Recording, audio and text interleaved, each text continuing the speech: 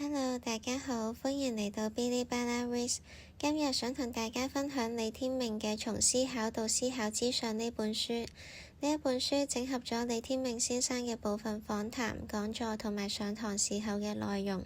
入邊分成咗3大篇，而我今日主要會講主體篇入邊嘅2大部分。第一個部分就係李天命用最簡單嘅方式去將成個思考方法粗略咁總括成3個問句，亦都即係3條問式，希望整理出一種容易記、容易用，而且可以發揮最大效能嘅思考方式。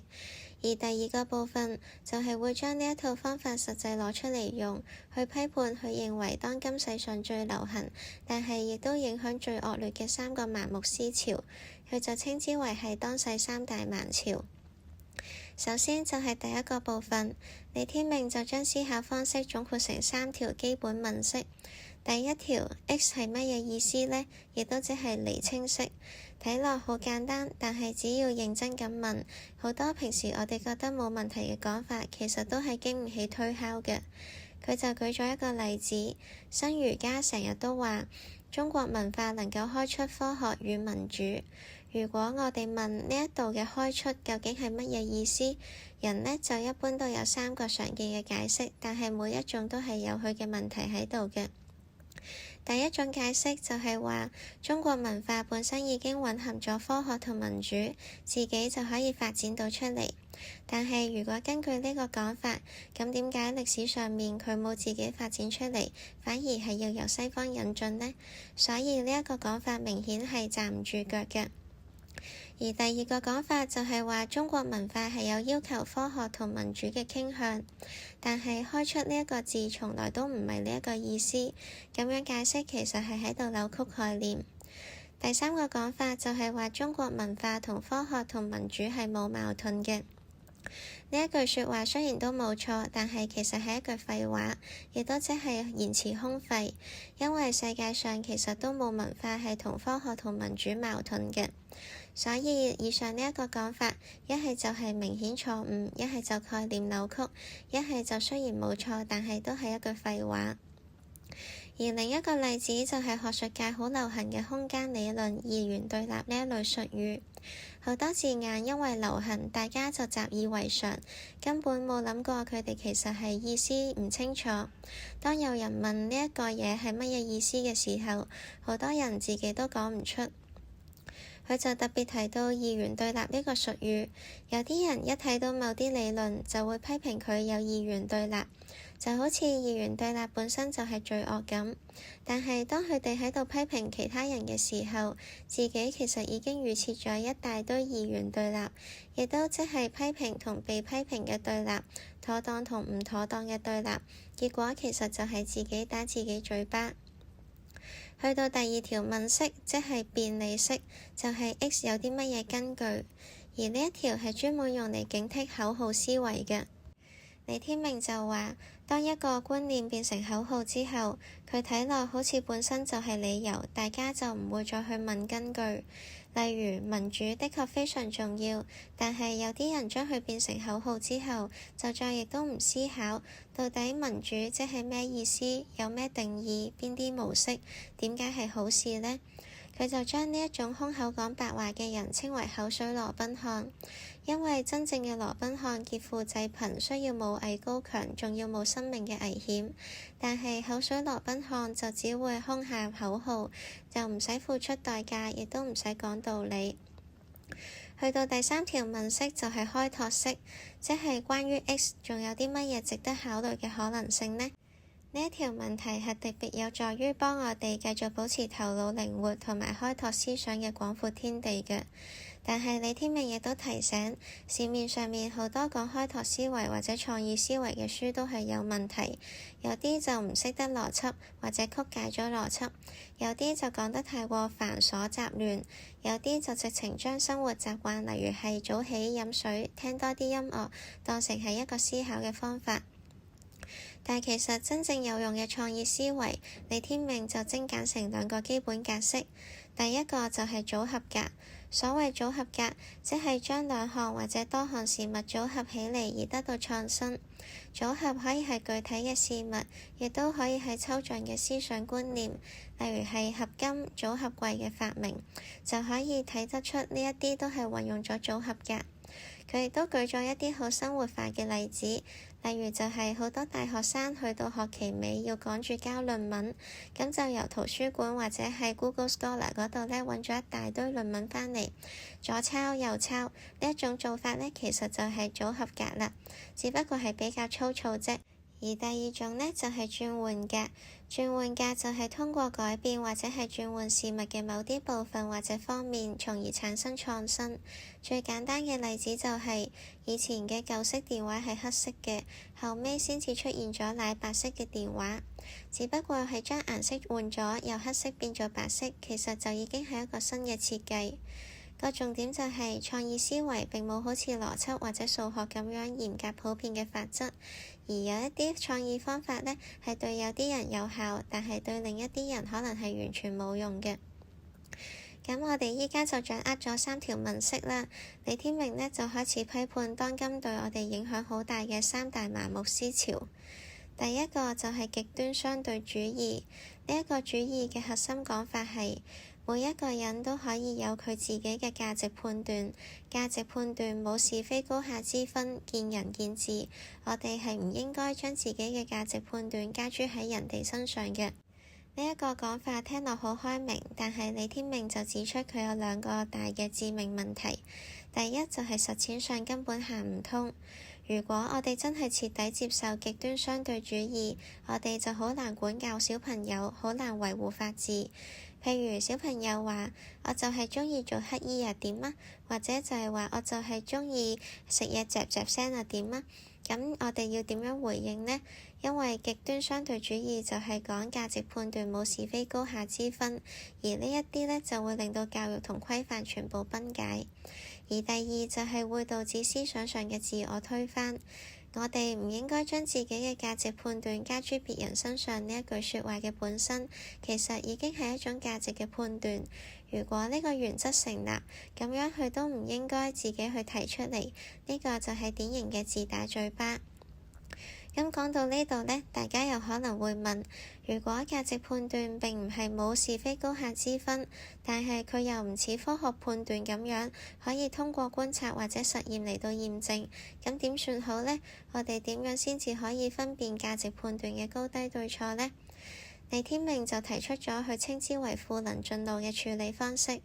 佢就先由比較專門嘅地方講起，譬如數理邏輯入邊有好多非常之艱深嘅定理，例如係哥德爾定理、史格林姆定理、科恩定理等等。而呢一啲定理喺證明嘅過程入邊，其實在明在暗都係要用到一啲普通邏輯入邊一啲好簡單嘅定理，例如係狄摩根定理呢一類嘅基本規則。問題就嚟啦，呢一啲簡單嘅定理又係點樣被判定為正確嘅呢？答案就係話可以用增值表法、CNF 法或者樹狀增值分析法嚟到檢查。但係我哋又可以繼續追問，點解增值表法係可信嘅呢？如果我哋咁樣一路往下問，最後就一定會走到去唯有訴諸理性呢一步，亦都即係話理性本身就係思考最終嘅據點，亦都係一切證明最根本嘅基礎。我哋轉一個比較容易明嘅角度嚟講，現代人好多人處理問題嘅時候，一定要捉住一啲公式、判準、評估標準先至會安心。如果唔係，就會覺得好心虛、冇把握。但係佢哋就忽略咗一點，就係嗰啲公式、標準最終都係要回歸去到理性。當我哋追問某個標準嘅根據係啲乜嘢，即使揾到另一個標準嚟支持呢一個標準，我哋仍然可以繼續再問落去，就係呢個新嘅標準本身嘅根據又係啲咩呢？咁樣一路追問落去，標準嘅標準、標準嘅標準嘅標準，或者根據嘅根據、根據嘅根據嘅根據，最後都一定會去到唯有訴諸理性或者理性加經驗呢一步。而人類能夠正確思考、分辨是非、判別真理同埋謬誤嘅能力，就叫做理性。運用呢一種天賦能力去思考、討論，充分運用手上嘅資料嚟到分析、判斷、推理、評估，並且自覺將理性作為思維嘅根基，用呢一種方法同埋態度去處理問題。粗略咁講，就係採取咗賦能進路啦。一旦我哋對賦能進路有透徹了解，就唔難看出，就算價值問題唔可以好似科學問題咁樣靠觀察同埋實驗去解決，我哋仍然可以用賦能進路去處理。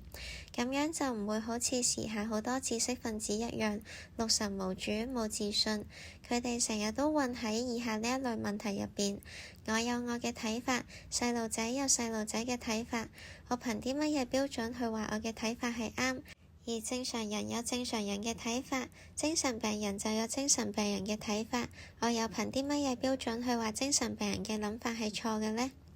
其實只要掌握好思考方法，循住賦能進路，經過盡可能客觀嘅理性反省同埋討論，我哋往往就可以作出合理嘅判斷。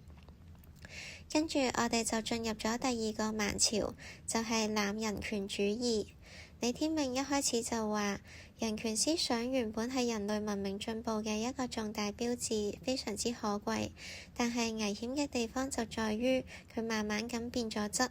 或者係話好多人將人權嘅概念濫用到走火入魔嘅地步。佢就提醒，落後地區要防止反人權，先行地區就要防止濫人權，因為最危險嘅係以人權為名，霸權為實。不先不後嘅地區就要防止一方面反人權，一方面又濫人權。反人權係歷史嘅遺債，喺實踐嘅層面上面有待清掃，而濫人權就係屬於時代嘅盲潮，喺思想上面就要特別警惕。另一邊廂就係走火入魔嘅反歧視。當歧視一個詞語俾人過度擴大使用嘅時候，就會變成一種言論武器。只要結果唔一樣，或者係感覺唔舒服，就會俾人扣上歧視嘅帽子。呢一個就會令到真正嘅討論冇辦法繼續進行，因為一旦俾人話係歧視，對方就會輸咗呢一個道德高地。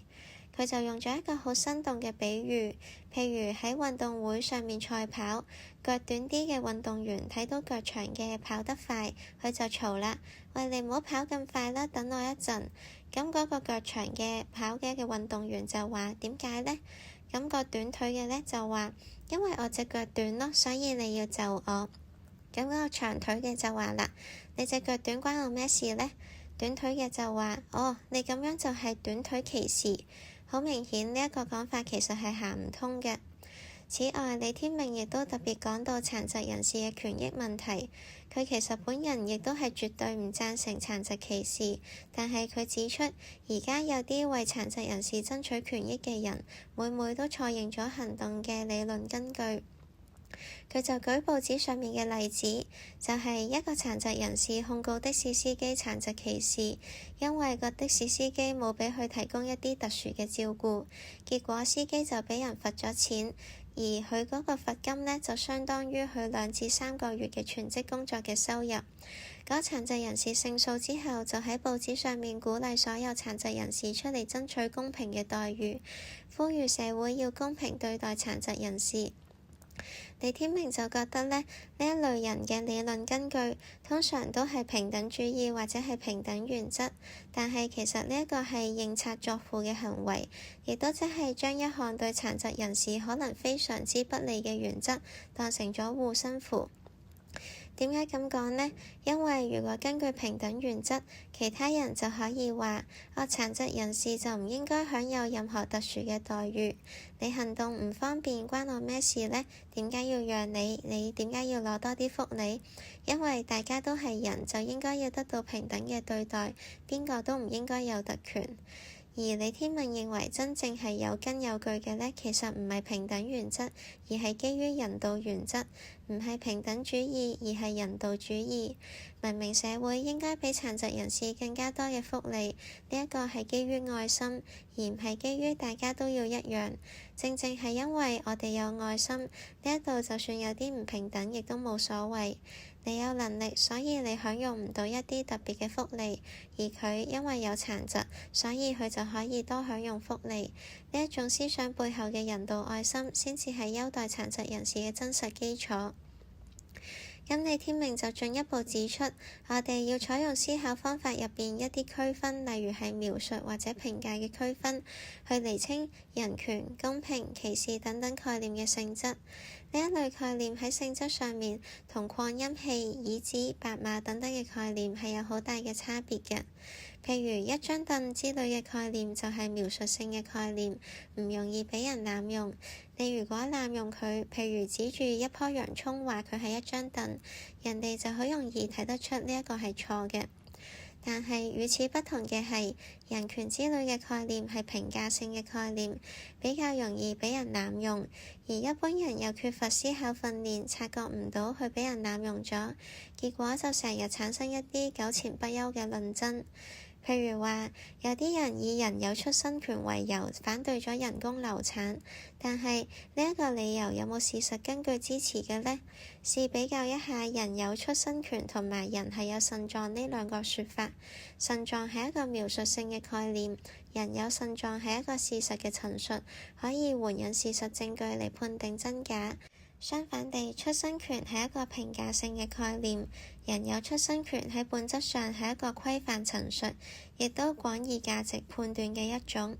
呢一種陳述並唔描述經驗事實，冇辦法好似人有腎臟咁樣可以援引事實證據嚟到判定真假，所以就好容易引起糾纏不休嘅論爭啦。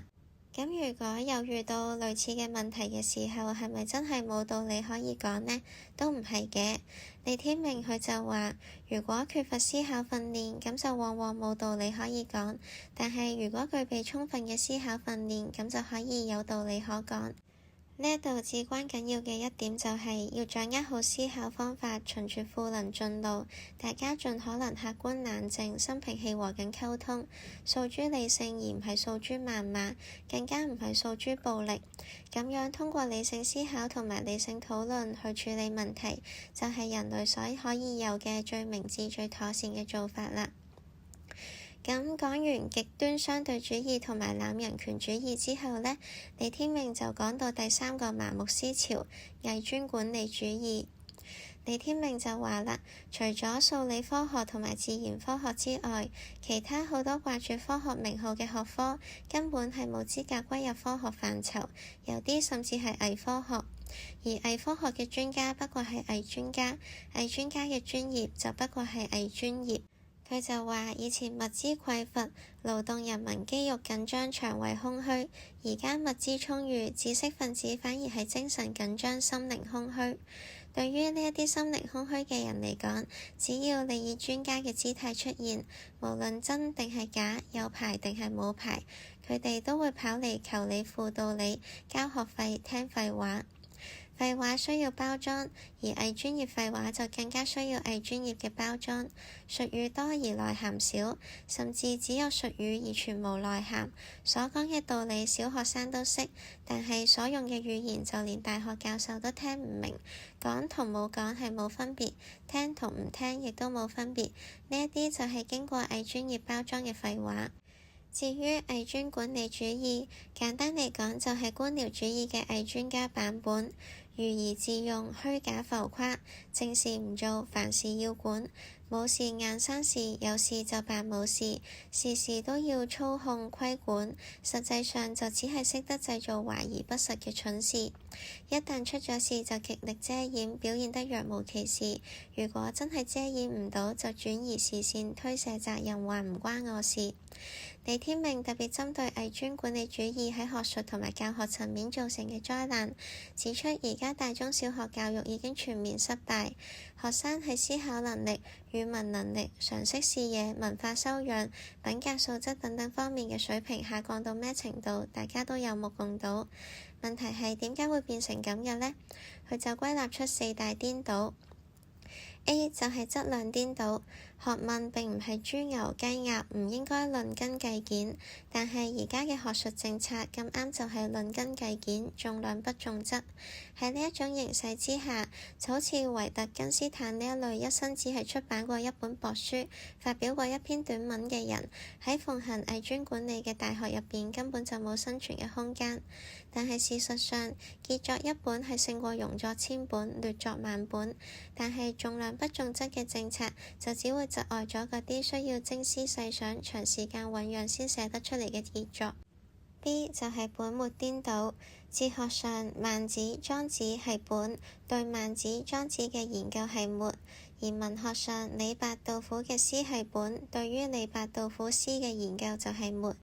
但係依家嘅學術政策就係捨本逐末，打壓咗真正嘅哲學思考同埋文學創作，反而鼓勵孟子研究、莊子研究、李白、杜甫詩研究呢一類詮釋性甚至係資料性嘅工作。結果大家都忙住做啲枝末嘅研究，真正有思想深度嘅創作反而就被邊緣化。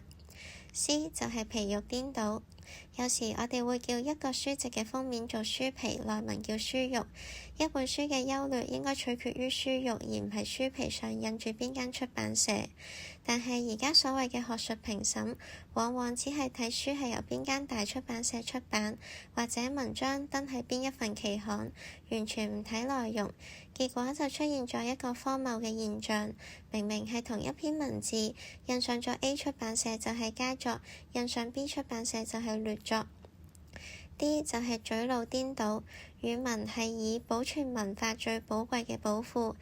日本唔會以英文為主，德國唔會以英文為主，其他國家都一樣。但係香港嘅高等學府就重英輕中，甚至係淪為假洋化。有個真實例子就係兩個教授喺同一份刊物入邊發表文章，一個就用中文申報，結果俾人質疑景風係乜嘢嚟嘅；另一個呢，就用英文申報，填除咗傾風，就順利過關。李天命就話要求魯迅用英文寫《阿 Q 正傳》，或者要求古希臘人用英文證明不是定理，根本就係一個笑話。咁總括嚟講，偽專管理主義喺學府造成四化，質量顛倒造成機械量化，本末顛倒造成枝末化，皮肉顛倒造成浮面化，嘴腦顛倒造成假洋化。呢一個就係第三蠻潮偽專管理主義最令人痛心嘅地方。咁李天命的思考藝術呢本書呢，就係我接觸呢位作者嘅第一本書。當我讀嘅時候，已經完全俾佢嘅邏輯思考同埋文筆吸引住啦。而呢一本從思考到思考之上，亦都係一本十分之好嘅佳作。我覺得最難得嘅，其實唔係一個人有幾咁聰明，識得幾多嘢，而係能夠可以將自己知道嘅嘢，用簡單明了嘅文字寫返出嚟，等其他人都可以明白。而李天命就正正做到呢一點。